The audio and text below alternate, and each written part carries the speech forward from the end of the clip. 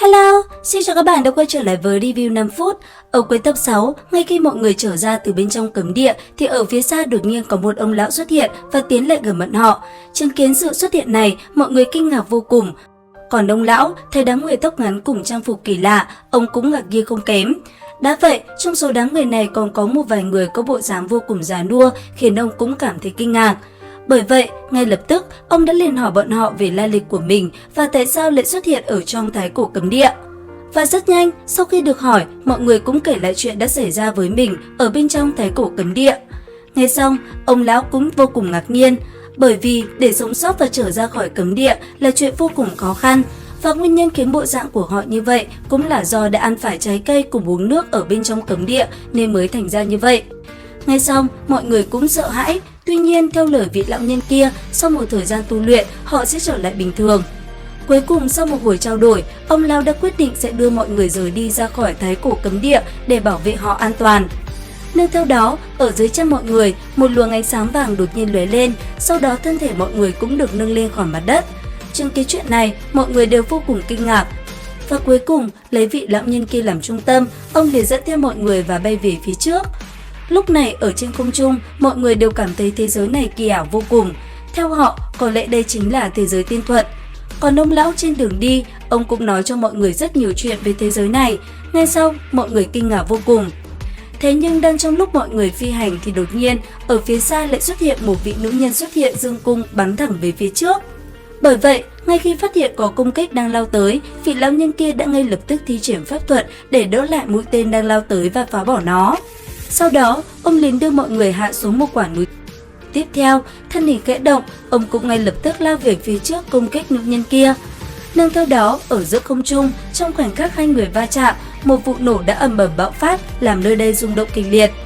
Khi dư chấn bạo phát, hai người liền bị đẩy bay ra xa. Đến khi dừng lại, họ mới bắt đầu dùng lời để nói chuyện. Thì ra, vị nữ nhân kia muốn tranh giành đám người Diệp Phàm để dẫn bọn họ về Động Thiên và dạy bọn họ cách tu luyện. Và không chỉ có họ, một vài Động Thiên khác cũng tới để tranh giành người về phe mình. Cũng chính vì vậy, vị lão nhân khi trước đành phải nhượng bộ. Lúc này, ông chọn hai người sẽ đi theo mình chính là Diệp Phàm cùng Bàng Bác, còn những người còn lại họ cũng được những Động Thiên khác chọn lựa. Cuối cùng, khi mọi người đã chọn xong, vị lão nhân tóc bạc bàn tay đột nhiên khẽ động. Sau đó, ông liền điểm lên trán của Diệp Phàm cùng Bàng Bác một đạo ấn ký. Nương theo đó, khi luồng ánh sáng trắng đi vào bên trong mi tâm của Diệp Phàm, vị lão nhân kia đột nhiên giật mình. Ông phát hiện ra Diệp Phàm có thể chất vô cùng đặc biệt, có thể nói sinh mệnh yên tĩnh như thần luân, khổ hải rắn chắc như thần khiết, dùng sức không thể làm rung động, căn bản là không có cách nào để mở ra cả. Điều này làm ông vô cùng chấn động. Sau một buổi suy nghĩ, ông đoán đây chỉ có thể là loại thể chất có trong truyền thuyết. Loại thể chất này có tên là kháng cổ tuyệt luân, cái thế thánh thể. Tuy nhiên, ông cũng không dám khẳng định mà chỉ im lặng suy nghĩ. Sau một hồi phán đoán, ông cũng nói Diệp Phàm cùng Bàng Bác chuẩn bị rời đi. Bởi vậy rất nhanh, cho từ biệt mọi người, Diệp Phàm cùng Bàng Bác cũng đi theo vị lão nhân tóc bạc và tiến về phương xa. Nương theo đó chỉ trong giây lát, thân thể ba người đã liền phóng như bay về phía trước. Lúc này, họ như lạc trong tiên cảnh. Và rất nhanh, sau một hồi phi hành, ba người đã tới được Linh Khư Động Thiên, nơi Diệp Phàm cùng Bàng Bác sẽ tu luyện ở đó. Lúc này đây, dưới sự dẫn đường của vị lão nhân tóc bạc, xuất hiện trước mắt Diệp Phàm cùng Bàng Bác là toàn những cảnh tượng vô cùng kỳ lạ. Thế nhưng, có một điểm đặc biệt, những cảnh tượng xuất hiện trước mắt họ đều rất đẹp và vô cùng huyễn lệ. Bởi vậy, Diệp Phàm cùng Bàng Bác cảm thấy vô cùng thích thú. Thế nhưng đang trong lúc phi hành, đột nhiên trong đầu Diệp Phàm lại xuất hiện một đoạn kinh văn. Sau đó, chỉ trong giây lát, nó cũng liền biến mất. Đến khi tỉnh lại, Diệp Phàm cảm thấy rất mơ hồ. Thời gian trôi qua, dưới sự chỉ dẫn của vị lão nhân, Diệp Phàm cùng Bàng Bác rốt cuộc cũng dừng lại ở một nơi tuyệt đẹp.